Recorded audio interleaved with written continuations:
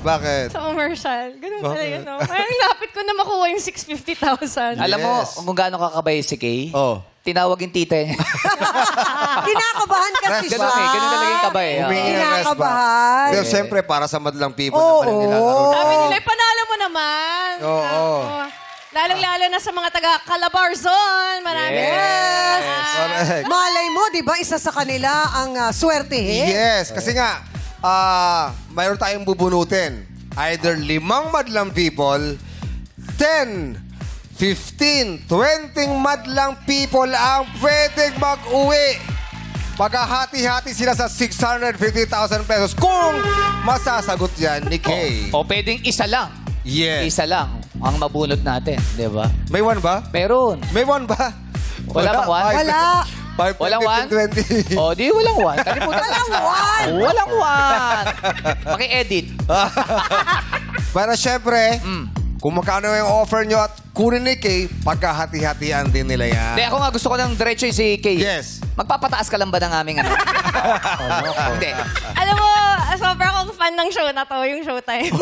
Paano fan siya? oh? Totoo. Yung asawa ko, tsaka ako, everyday, nag-ano kami, yung mga, nagpa-practice kami ng mga tanong. Oo. Sinasagot nyo. Oo, sa Sunday lunch, yun ang, ano namin. Sige. Alam mo, script natin. hindi alam ng mga madlang people at kayo din, hindi nyo alam. Magkasama kami ni Karil sa dressing room.